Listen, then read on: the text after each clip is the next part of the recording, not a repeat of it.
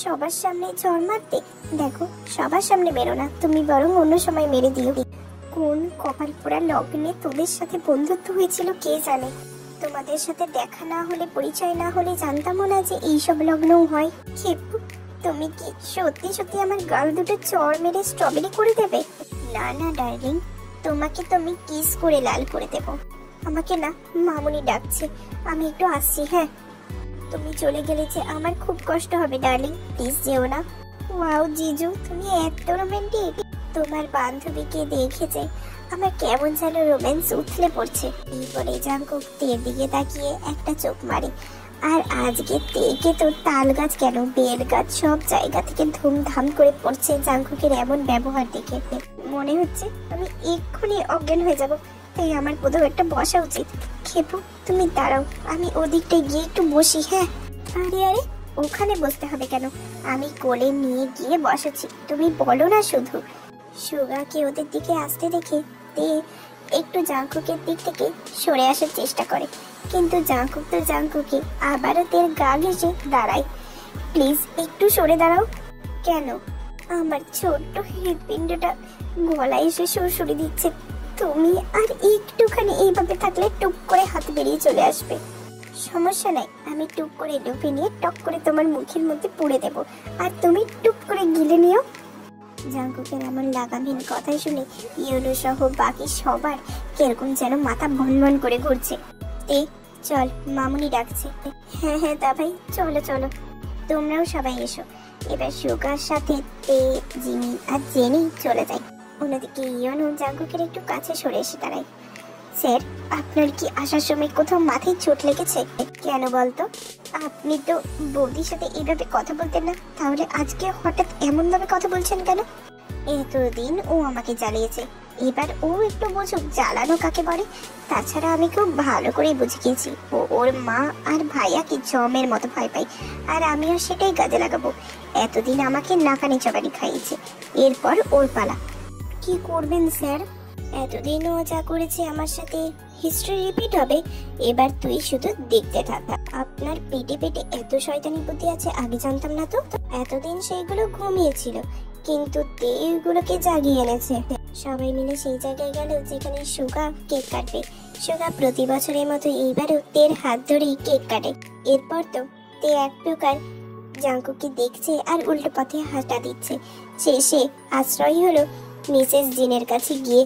কি রে, তোর জাঙ্কুকের সাথে কিছু কথা হলো? শুধু কথা, সাথে আরো অনেক কিছু হলো। অনেক কিছু মানে? আপনার ছেলে কি জিনে মানে ভূতে ধরেছে নাকি? তাই আশা থেকে আমার সাথে কেমন যেন করছে। ছেলে ভূত নাকি মেয়ে ভূতে ধরেছে, বুঝতে পেরেছো কিছু?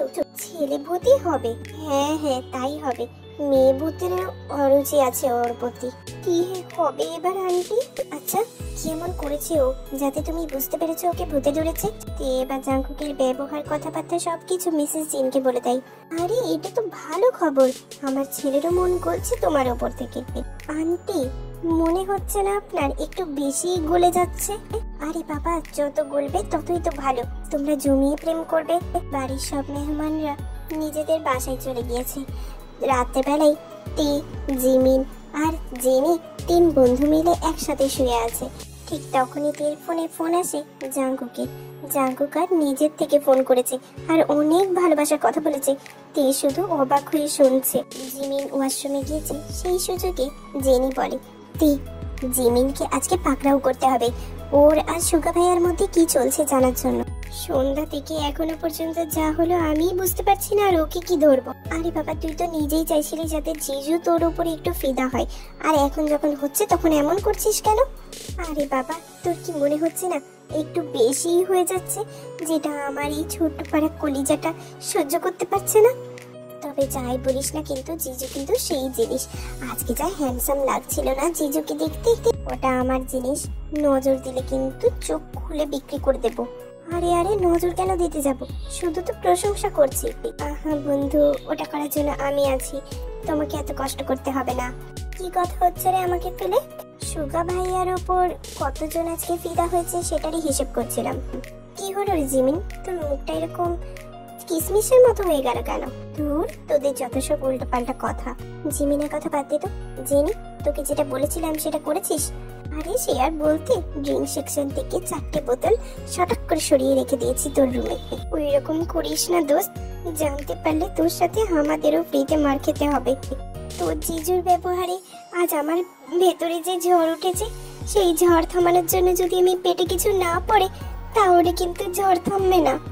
এর ভিতরে ঝড় ওঠার খুশিতে আমিও খাবো। তোরা যা মন চাই কর, আমি চললাম। পাশের ঘরে? মানে না, মানে বলতে চাইলাম পাশের রুমে দা ভাই থাকে, তো তুই কি ওর সাথেই গল্প করতে যাচ্ছিস? না, আমি একটু ছাদ থেকে ঠান্ডা হাওয়া খেয়ে আসি। যাও দোস্ত, তুমি ঠান্ডা খেয়ে তোমার জান ঠান্ডা করে এসো, আমরা ততক্ষণে আমাদের জিনিস খেয়ে আমাদের জান মন প্রাণ সব ঠান্ডা করি। যা মন চাই কর বলেই ঘর থেকে বেরিয়ে ছাদের দিকে চলে গেল।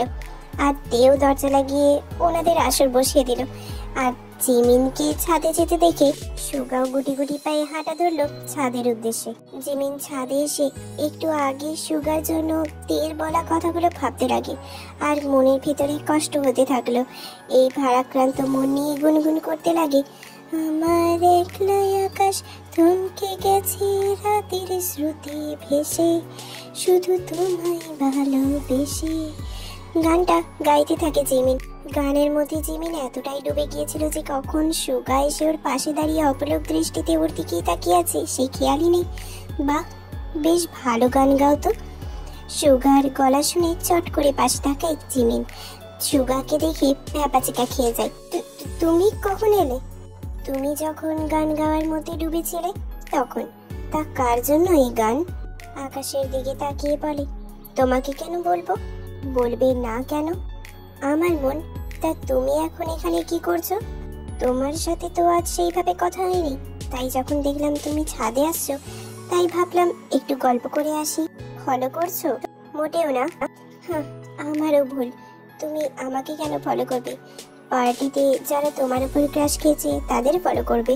পাগল হয়ে গেছো তুমি? কি সব উল্টোপাল্টা বলে যাচ্ছ? সত্যি কথা বললে সবার উল্টোপাল্টাই লাগে। যাই হোক, তুমি থাকলে থাকো, আমি ঘুমাতে যাচ্ছি। এই কথাটা বলে জিমিন ঘুরে যেতে নিলেই সুগা জিমিনের হাত ধরে আটকায়, তারপর মুখোমুখি দাঁড় করায়। কি হয়েছে? এত রেগে আছো কেন? যে যেমন ইচ্ছে সাজুগুজু করে মেয়েদের ক্রাশ খাওয়াতে পারে, তাতে আমি রাগ করতে যাব কেন? কি আমি এসব করেছি? Like seriously? তা নয় তো কি, বার্থডে বলে এইভাবে ড্রেস আপ করতে হবে? হ্যাঁ, হবেই তো। কত মেয়েকে ইমপ্রেস করতে হবে না? হ্যাঁ, আমি তো একজনকে ইমপ্রেস করতে চাই, আর সেটা অনেক ছোট থেকেই, কিন্তু সে পাত্তাই দেয় না। কে সে? বলা যাবে না। জিমিন চোখ ছোট ছোট করে পর বলে, কেন? সময় হয়নি তাই? ও সব সময় এক কথা। তা কবে হবে তোমার সেই সময়? আরে আরে, এত রেগে যাচ্ছ কেন? মাথা খারাপ হয়ে গেছে সেই জন্য। অসহ্য একেবারে। জিমিনের কথা শুনে সুগা জিমিনের দুটো নরম তুলতুলে গাল টেনে দিয়ে পর বলে, তোমাকে রাগলে একেবারে বাচ্চা লাগে, একেবারে যেন একটা পিচ্চি পুতুলের মতো লাগে। এত কিউট হয়ে যায় না, তাই তো নিজেকে সামলাতে পারলাম না গাল টানা থেকে। তুমি খুব বাজে, সেটা কি তুমি জানো? জানি তো। তোর ভাল লাগে না। জিমিন বুকের কাছে হাত দুটো ভাঁজ করে সুগার দিকে পিছন ফিরে গাল ফুলিয়ে দাঁড়িয়ে আছে। জিমিনের এমন কাণ্ডে সুগা মুচকি হাসে, তারপর জিমিনের কানে কাছে মুখ নিয়ে গিয়ে ফিসফিস করে পর বলে, আমার আজকের লোকে কে ইমপ্রেস হয়েছে সেটা জানি না, তবে তোমার সব ধরনের লোকে আমি যে বারবার ইমপ্রেস আর খুন হই সেটা বলতে পারি। কথাটা বলেই সুগা জিমিনের পাশ দিয়ে নিচে চলে যায়। জিমিন তো প্রায় স্ট্যাচু হয়ে দাঁড়িয়ে আছে সুগার কথা শুনে। বেশ কিছুক্ষণ ওইভাবে দাঁড়িয়ে থাকার পর খুশিতে চোখ মুখ উজ্জ্বল হয়ে ওঠে। জিমিনের এবার বেশ লজ্জা লাগছে, লজ্জায় গাল দুটো লাল হয়ে যাচ্ছে, ঠোঁটের কোণে কোলগেট স্মাইল। সেই স্মাইল নিয়ে তেদের ঘরের কাছে যাই। দরজা খুলে জিমিন ঘরে ঢুকে জেনি আর তের সাথে ওদের আসরে যোগ দেয়। জিমিন ড্রিঙ্কস না করেও ঘোর লাগা দৃষ্টি দিয়ে সুগার কথা এক মনে ভেবে চলেছে আর আপন মনে হাসছে। জিনি, খাচ্ছি তো আমরা, আর নেশা কি জিমিনের হচ্ছে নাকি? সেই রকম কিছু হওয়ার তো কেস নেই। ও তো এতক্ষণ ছাদে ছিল, কোনো ভূতে ধরলো না তো ওকে? ধরতেও পারে, যা সেক্সি লুক নিয়ে গিয়েছিল। প্লাজো আর টি শার্ট পরে যে কাউকে সেক্সি লাগে সেটা তোদের কাছে না থাকলে জানতেই পারতাম না, বিশ্বাস কর। তে আমার মনে হচ্ছে জিমিনকে যে ভূতে ধরেছে তার সেক্সি ওয়ার্ডটা ভালো লাগছে না, হট বল ওকে। আচ্ছা, হট লাগছে, খুশি তো এবার? এই তোরা এগুলো বন্ধ করে চুপচাপ শুয়ে পড়তো, না হলে কিন্তু আমি এক্ষুনি সুগা ভাইয়াকে ডেকে আনবো। আমাদের দেখাতে ডাকবি নাকি নিজে দেখতে ডাকবি? হুম, যাক, কনফার্ম হয়ে গেল যে তোকে কোনো ভূতে ধরেনি, কারণ সুগা ভাইয়াকে কোনো ভূতে ভুলেও পছন্দ করবে না। অনেক বলেছিস, এবার ঘুমাতে চল। হ্যাঁ চল, বেশি খেলে তোকেই আমার খেপু ভেবে আদর করে ফেলবো, আর সেটা হোক আমি চাই না। এরপর তে আর জেনি মিলে বোতলগুলোর সুব্যবস্থা করে তিনজন মিলে শুয়ে পড়ে। পরদিন সকালে ব্রেকফাস্ট টেবিলে জাঙ্কুককে বেশ ফুরফুরে মেজাজে দেখছে মিসেস জিন। এই জন্যই সন্দেহ দৃষ্টিতে তাকাই জাঙ্কুকের দিকে। কি হলো, ওইভাবে চোখ দিয়ে স্ক্যান করছো কেন? কালকে কি রাতে কোনো ফেস প্যাক লাগিয়েছিলি নাকি যে সকাল সকাল এত গ্লো করছিস? তা আমাকেও একটু দিতে পারতিস, দেখতিস এই অল্প বয়সে মুখটা কেমন শুকিয়ে গেছে। 40 ছুঁইটা তো খুবই কম বয়স। ঠিকই বলেছ। এই শোনো, তুমি বুড়ো হয়ে যেতে পারো, কিন্তু আমি এখনো যথেষ্ট ইয়াং আছি। এখনো রাস্তা দিয়ে গেলে অনেক ছেলে তাকিয়ে থাকে, শুধু তোমার কথা ভেবে কাউকে পাত্তা দিই না। কি সৌভাগ্য আমার। এই জাঙ্কুক, বল না রে, কি হয়েছে? আসলে এতদিন পরে কালকে একটু শান্তিতে ঘুমাতে পেরেছি, তাই মুডটা ভালো আছে। কালকে পার্টিতে তের সাথে প্রেম করেছিস বলে ঘুম ভালো হয়েছে? আচ্ছা, তুই যদি বলিস তাহলে ওদের বাড়িতে বিয়ের প্রস্তাব পাঠাই। উফ আম্মু, তোমার সব কথাই বিয়েতে শেষ হয় কেন বলো তো? আচ্ছা বুঝেছি, তুই কয়েকদিন প্রেম করার পর বিয়ে করতে চাচ্ছিস তো। ঠিক আছে, এ কথাটা আগে বললেই হতো, আমি আর কিছু বলতাম না। কাউকে কিছু বলার সুযোগ দিলে তো বলবে। কি বলতে চাচ্ছ তুমি? কই কিছু না তো, তোমরা বকবক কন্টিনিউ করো, আমি অফিসে গেলাম। হ্যাঁ রে জাঙ্কুক, সেই চামচিকিটা কোথায়, এখনো এলো না তো? ইউনুকে একটা কাজে পাঠিয়েছি, ও কাজ সেরে একেবারে অফিসে চলে যাবে। এই বলে জাঙ্কুক আর 1 মিনিটও দেরি না করে বেরিয়ে যাই বাড়ি থেকে। অন্যদিকে তেদের বাড়িতে সবাই মিলে ব্রেকফাস্ট করতে বসেছে। তে আর জেনি পৃথিবীর সবচেয়ে ভোলা ভালা মেয়ের মতো বসে বসে খাচ্ছে। অন্যদিকে জিমিন সুগার সামনাসামনি চেয়ারে বসাই কালকে রাতের সুগার বলা কথাগুলোর জন্য গ্লাস করতে করতে পাখির দানার মতো কুটে কুটে খাচ্ছে। জিমিনের এমন অবস্থা দেখে সুগা তো মিটিমিটি হাসতে থাকে। দুজনের এমন ব্যবহার দেখে জেনি আর তে আর চোখে কেসটা বোঝার চেষ্টা করতে লাগলো। কিছুক্ষণ পর সার্ভেন্ট একটা বড় গোলাপের বুকে চকলেট আর সাথে অনেকগুলো টেডি বিয়ার নিয়ে ঢোকে আর বলে এই সব কিছু নাকি তে মামনির জন্য পাঠানো হয়েছে। তে তো সেই থেকে যে চোখ ডিমের পোচের মতো বড় বড় করে আছে, এখনো ফুলের তোড়াগুলোর দিকে তাকিয়ে সেই রকমই অবস্থায় তাকিয়ে আছে হাঁ করে। সুগা ফুলের তোড়াটা হাতে নিয়ে দেখতে লাগে কারো নাম বা কোনো চিঠি আছে কিনা। তারপর দেখলো ফুলের বুকের ভেতরে একটা ছোট চিরকুট। সুগা সেটা হাতে নিয়ে পড়তে শুরু করে। আমার খেপির জন্য স্পেশাল গিফট পাঠালাম, আশা করি খুব খুশি হয়েছ। ইতি, তোমার খেপু। লেখাটা শুনে তো তের হেঁচকে উঠে যায়, সাথে কাশিও শুরু হয়। তের সাথে সাথে জেনি আর জিমিনেরও একই অবস্থা। তে, এই সবের মানে কি? আমি কিছু জানি না মামুনি। সত্যি করে বলতে, না হলে কিন্তু আমার থেকে খারাপ কেউ হবে না। আমি সত্যি জানি না ভাইয়া। আরে বাবা, ও যখন বলছে ও সত্যি জানে না, শুধু শুধু তোমরা দুজন ওকে রাগ দেখাচ্ছ কেন? এই তুমি চুপ করো, তোমার প্রশ্রয় পেয়ে ও আজ এই অবস্থায় দাঁড়িয়েছে। তে এখনো বলছে সত্যি করে বলে ফেল, কে এইসব পাঠিয়েছে? আমি সত্যি বলছি মামুনি, আমি জানি না এইসব কে পাঠিয়েছে। কার এত বড় সাহস যে এই কাজ করে?